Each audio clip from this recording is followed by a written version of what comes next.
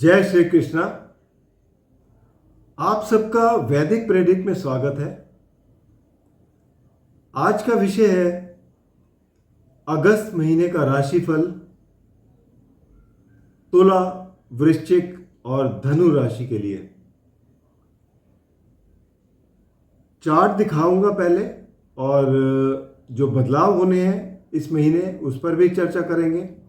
लेकिन सबसे पहले आपसे रिक्वेस्ट है कि अगर आपने चैनल को सब्सक्राइब नहीं किया तो कृपया सब्सक्राइब करके बेल आइकन ज़रूर दबा दें ताकि आने वाली वीडियो की नोटिफिकेशन मिल जाए। और अगर आपको वीडियो पसंद आए तो आप इसे लाइक करें, शेयर करें ताकि दूसरे भी इसका लाभ उठा सकें। साथ ही में अगर आप कोई सुझाव देना चाहते हैं, कोई भी प्रश्न है तो आप कमेंट बॉक्स में ज़रूर दीजिए और इसका आपको ज़रूर उत्तर मिलेगा। तो आइए शुरू करते हैं।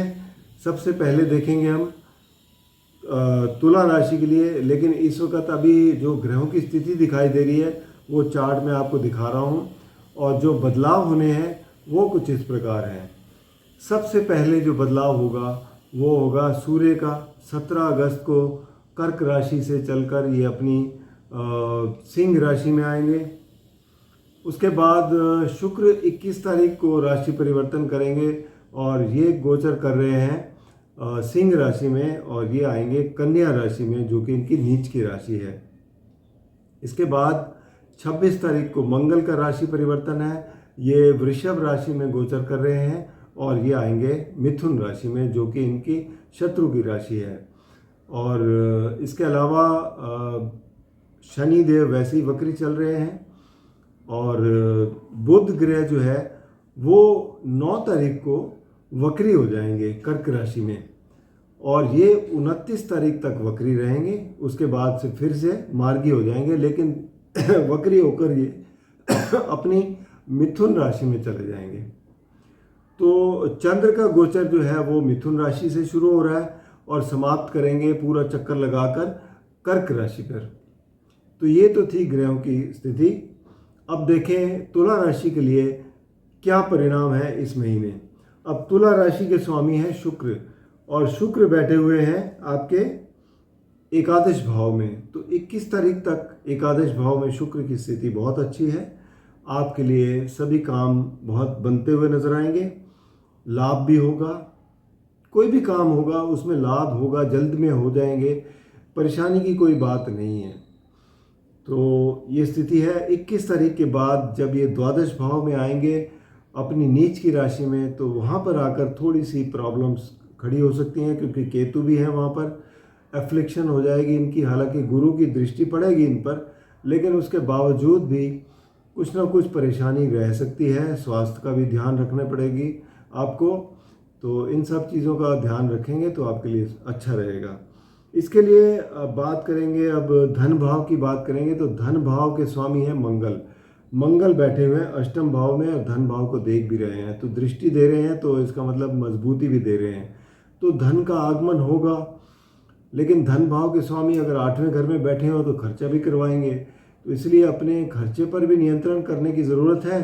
साथ ही में इन्वेस्टमेंट वगैरह जो करते हैं और अपनी जो वैल्यूएबल चीज़ें हैं उनको भी आप ज़रा ध्यानपूर्वक रखें ताकि आपके लिए कोई नुकसान की स्थिति ना बने। तो पराक्रम स्थान के मालिक गुरु हैं, गुरु 8वें घर में बैठे हैं। अब 8वें घर में गुरु की स्थिति थोड़ा, हालांकि देखा जाए तो विपरीत राजयोग बनाते हैं, बट लेकिन फिर भी प्रॉब्लम देते हैं। प्रॉब्लम दे के उसके बाद उस प्रॉब्लम से आपको निकाल भी देंगे, तो कुछ ऐसी स्थिति बनाते हैं। इसको विपरीत राजयोग बोलते हैं। चौथा घर सुख स्थान है, सुख स्थान के मालिक शनि है और 5वें घर में बैठे हैं अपनी कुंभ राशि में वक्री होकर, तो चौथे घर के भी परिणाम देंगे। तो शनि आपके लिए वैसे भी योग कारक ग्रह हैं, ये बहुत अच्छे परिणाम देते हुए आपको मिलेंगे। और इससे आपको, अगर आपकी शनि की दशा महादशा चल रही है, अंतरदशा चल रही है, तो इसमें आपको काफ़ी अच्छे परिणाम मिलने वाले हैं। राहु छठे घर में बैठे हैं। छठे घर में राहु भी आपको दुश्मनों पर विजय दिलाते हैं, तो ओवरऑल स्थिति राहु की भी बड़ी अच्छी है। सप्तम भाव की बात करें तो सप्तम भाव के स्वामी मंगल हैं जो कि 8वें घर में बैठे हैं। एक तो अपने स्पाउस का, यानी पत्नी हो या पति हो, उनकी सेहत का ध्यान रखें। दूसरा, वाद विवाद वगैरह से बचने की कोशिश करें तो अच्छा रहेगा। तो क्योंकि जब भी सप्तम भाव के स्वामी 8वें में होते हैं तो कुछ ऐसे ही परिणाम देखने को मिलते हैं। गुरु साथ में बैठे हैं, हालांकि गुरु भी क्योंकि आपकी राशि के लिए तीसरे और छठे घर के स्वामी हैं। एक रोग रिपुर इनका घर है और दूसरा आपका जो उपचय स्थान है, लेकिन त्रिशाढ़े हाउस है। तो दोनों के मालिक जब ये 8वें घर में बैठते हैं तो बहुत अच्छे परिणाम तो नहीं एक्सपेक्ट कर सकते, लेकिन फिर भी ठीक है, मंगल को कंट्रोल करते हैं ये। भाग्य स्थान की बात करें तो भाग्य स्थान में चंद्र बैठे हुए हैं और चंद्र जो है वो दशम भाव के स्वामी हैं। तो ये एक अच्छी स्थिति है, कार्य क्षेत्र के लिए आपको लाभ देती हुई नजर आएगी। उसके अलावा कार्य क्षेत्र में देखा जाए तो कार्य क्षेत्र में बैठे हुए हैं आपके सूर्य बलि भी होते हैं दशम भाव में। तो आपको यहाँ पर अच्छे परिणाम मिलने की उम्मीद है, क्योंकि आपको सरकारी लाभ मिल सकता है, कोई कॉन्ट्रैक्ट मिल सकते हैं, या सीनियर्स के साथ जो आपके संबंध हैं वो काफ़ी अच्छे रह सकते हैं। तो ये स्थिति दिखाते हैं। उसके अलावा एकादश भाव में जैसे मैंने बताया शुक्र और बुध बैठे हैं। अब बुध, क्योंकि शुक्र और बुध यहाँ पर शनि से भी दृष्ट है, मंगल से भी दृष्ट है, तो थोड़ी सी कमज़ोर स्थिति है, थोड़ी रुकावटें हो सकती हैं, लेकिन फिर भी आपको लाभ मिलेगा इसका। लेकिन बुध जो है खासकर, क्योंकि 9 तारीख तक तो ठीक है, उसके बाद वक्री हो जाएंगे और अस्त भी हो जाएंगे। तो ये दोनों स्थितियां होने के कारण इनके परिणाम मिलने में थोड़ी दिक्कत हो सकती है। तो ये स्थिति है। बाकी देखा जाए तो तुला राशि वालों के लिए अच्छे परिणाम हैं। ओवरऑल यूँ कह सकते हैं कि मिश्रित परिणाम हैं। तो आप जो है सबसे पहले तो राशि स्वामी देखे जाते हैं, वो 21 तारीख तक अच्छे हैं। तो ऑलमोस्ट 3/4 जो महीना है वो आपके लिए अच्छा गुजरने वाला है। आखिरी 10 दिन जो है थोड़ी सी प्रॉब्लम हो सकती है, क्योंकि 12वें घर में होंगे और नीच राशि में होंगे, तो जिस वजह से आपके खर्चे बढ़ सकते हैं, स्वास्थ्य का ध्यान रखना पड़ सकता है। इन सब बातों का अगर आप ध्यान रखेंगे, उपाय के तौर पर खासकर शुक्र के उपाय करें तो आपके लिए अच्छा रहेगा। शुक्र के उपायों में क्या होता है कि आप अपने आसपास का वातावरण स्वच्छ रखें, कपड़े अच्छे स्वस्थ, अच्छे धुले हुए, अच्छे साफ सुथरे कपड़े पहने और इत्र वगैरह का प्रयोग करें। साथ में जो भी आपके आसपास महिलाएं हैं उन सब का आदर करें, इससे शुक्र मजबूत होता है। माँ लक्ष्मी की आराधना करें, ये भी आपके लिए काफ़ी अच्छा रहेगा। तो ये था तुला राशि वालों का राशिफल। अब हम बात करेंगे वृश्चिक राशि के लिए। वृश्चिक राशि के स्वामी मंगल हैं और मंगल जो है वो सप्तम भाव में बैठे हैं, वृश्चिक राशि को देख भी रहे हैं और मजबूती भी दे रहे हैं। तो एक किस्म से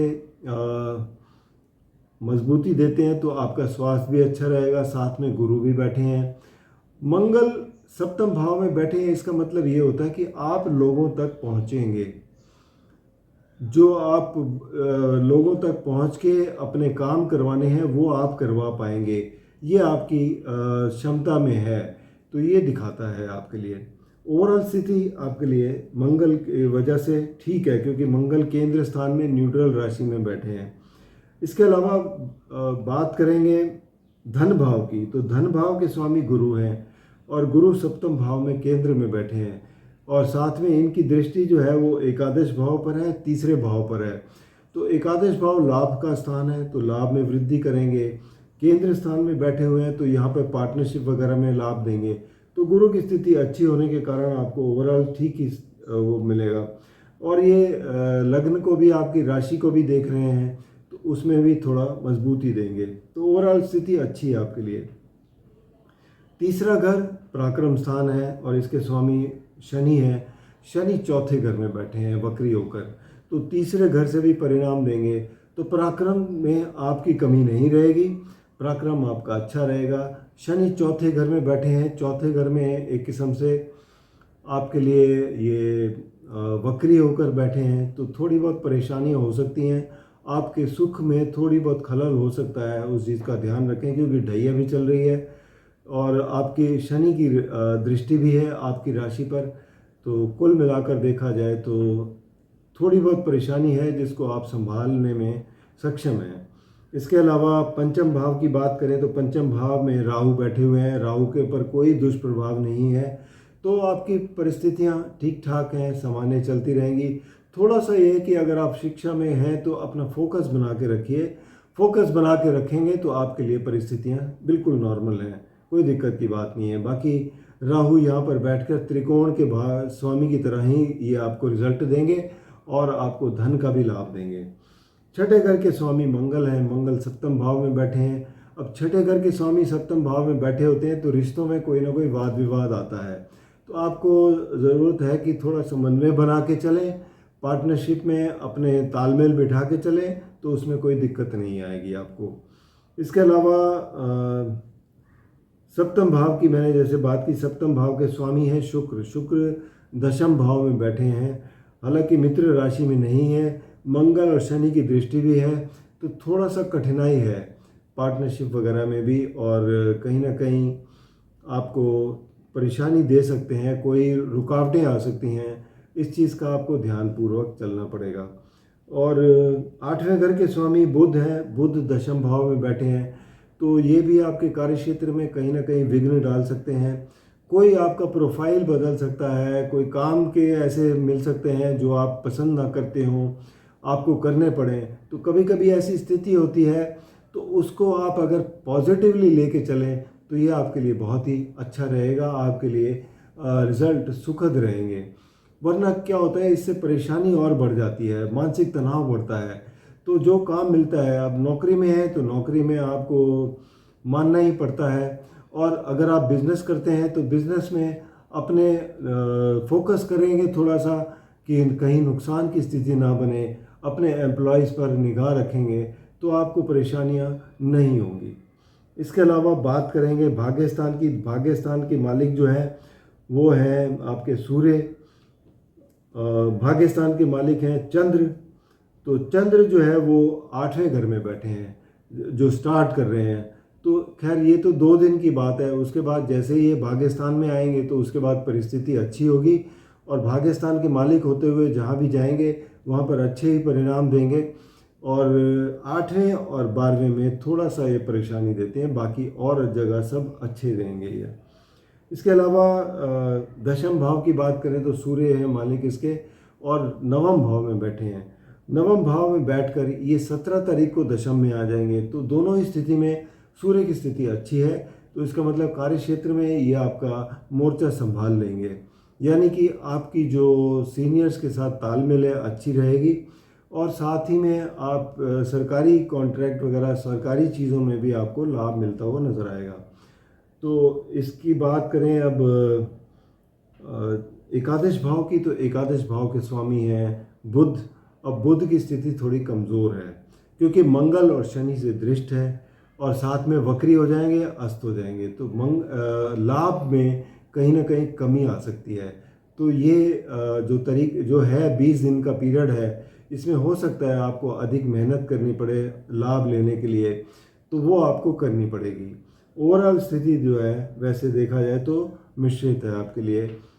वैसे बाकी सब चीज़ों में अच्छी है, कोई दिक्कत नहीं है, बस कहीं ना कहीं थोड़ी बहुत परेशानी है, जैसे लाभ लेने में परेशानी है, तो इसका आपको थोड़ा फोकस रख के चलना पड़ेगा। बाकी वृश्चिक राशि वाले उपाय के तौर पर अगर कोई परेशानी है तो आप रोज़ाना हनुमान चालीसा ज़रूर पढ़िए, हनुमान चालीसा से आपके संकट दूर होंगे। और अगर कोई परेशानी चल रही है स्वास्थ्य के संबंधी तो वो भी आपकी दूर होती है। हनुमान चालीसा आप कम से कम अगर दिन में पढ़ सकें 11 बार तो ये अच्छा रहेगा आपके लिए। और मंगलवार को आप हनुमान मंदिर भी विज़िट कर सकते हैं, वहाँ पर आप लाल चीज़ें दान कर सकते हैं, जैसे लाल कपड़ा हो गया या लाल दाल मसूर की हो गई, गरीब लोगों को दें तो ये आपके लिए काफ़ी लाभकारी सहायक होता है। अब बात करेंगे धनु राशि की। धनु राशि के स्वामी हैं गुरु, और गुरु जो है वो बैठे हुए छठे घर में, छठे घर में शत्रु राशि में है, मंगल के साथ हैं। तो यहाँ पर हालांकि मित्र तो साथ बैठे हैं लेकिन शत्रु के घर में है, तो शत्रु के घर में जब भी कोई जाता है तो थोड़ा अधिक सतर्क होता है कि उसको कोई नुकसान तो नहीं होगा। तो इन सब चीज़ों का आपको ध्यान रखना पड़ेगा। स्वास्थ्य में थोड़ा ध्यान रखना पड़ेगा क्योंकि मंगल की 8वीं दृष्टि भी पड़ रही है आपकी राशि पर। तो इन सब चीज़ों का आपको एक बार सोच समझ के चलना पड़ता है। अपने स्वास्थ्य का ध्यान रखें और कामों में भी कहीं ना कहीं थोड़ी बहुत रुकावट हो सकती है। धन भाव की बात करें तो धन भाव के स्वामी है शनि। शनि तीसरे घर में बैठे हैं वक्री होकर, और वक्री ग्रह उससे पिछले घर के भी वो रिजल्ट देते हैं, तो इसका मतलब धन में भी वृद्धि करेंगे। लेकिन बैठे तीसरे घर में है तो इसका मतलब ये है कि आपको अधिक मेहनत करनी पड़ेगी धन कमाने के लिए, धन संचित करने के लिए, तो ये दर्शाते हैं। इसके अलावा तीसरे घर में अगर शनि बैठे हैं तो आप मेहनत कर पाएंगे और पॉजिटिव लेकर चल पाएंगे, तो ये आपके लिए स्थिति है। इसके अलावा चौथे घर में राहु बैठे हुए हैं। अब राहु आपकी आकांक्षाओं को पूरा करते हैं। चौथा घर एक केंद्र स्थान है, और क्योंकि यहाँ पर कोई दुष्प्रभाव नहीं है राहु पर, तो इस वजह से राहु जो है आपको अच्छे परिणाम देते हैं। तो इस तरीके से कोई दिक्कत नहीं है। यहाँ के चौथे घर के स्वामी हैं गुरु, छठे घर में बैठे हैं, थोड़ा कमज़ोर स्थिति में हैं।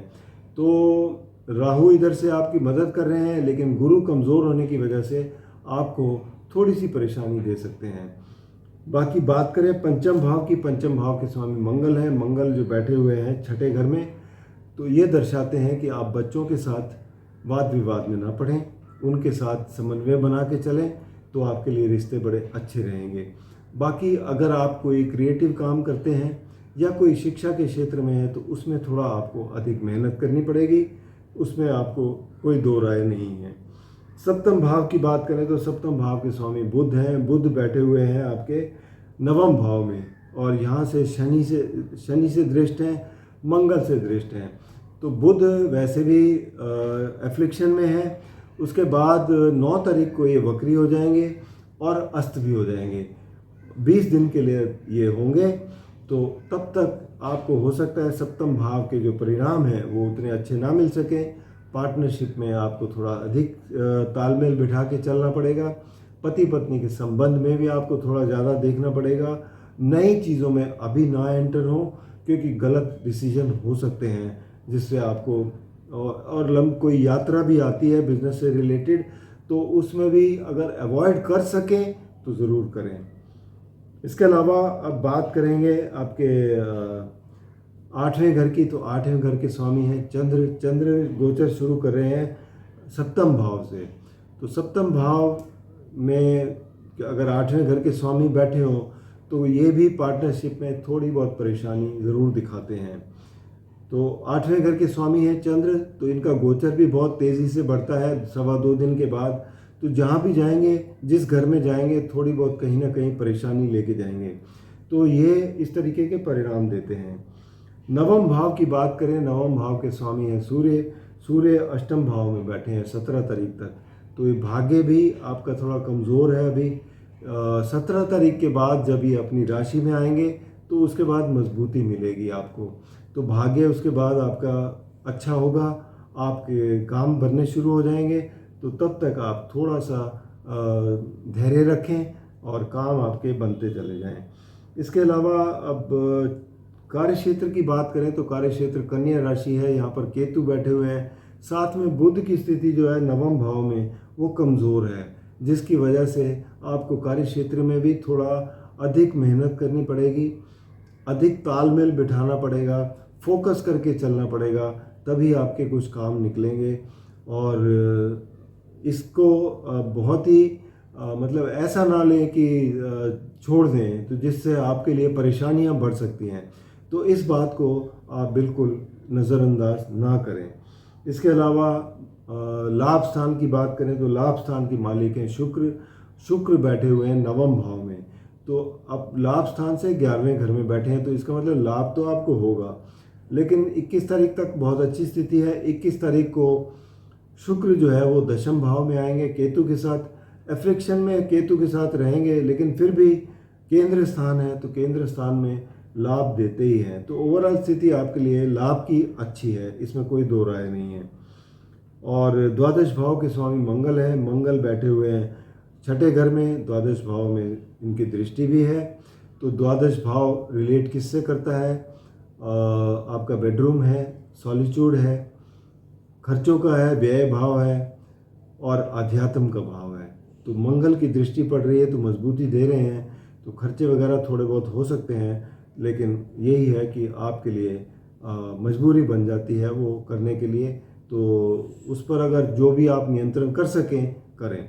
बाकी धनु राशि के लिए उपाय के तौर पर अगर कोई परेशानी है तो इनके स्वामी गुरु हैं, बृहस्पतिवार को आप मंदिर जाएं, पीपल के पेड़ को जल दें और उसकी परिक्रमा करें। ये आपके लिए बहुत ही अच्छा उपाय रहेगा। साथ ही में विष्णु सहस्त्र नाम का जाप करें तो ये भी आपके लिए काफ़ी अच्छा रहेगा। बाकी पीली चीज़ों का अगर दान करना चाहते हैं ज़रूरतमंद लोगों को तो ये भी अच्छा रहता है बृहस्पतिवार को, जैसे कि केले भी बांट सकते हैं और चने की दाल भी बांट सकते हैं। तो ये थे उपाय। इसके अलावा उम्मीद करता हूँ कि ये महीना आपके लिए शुभकारी हो और मंगलमय हो, और इसी के साथ समाप्त करता हूँ। धन्यवाद।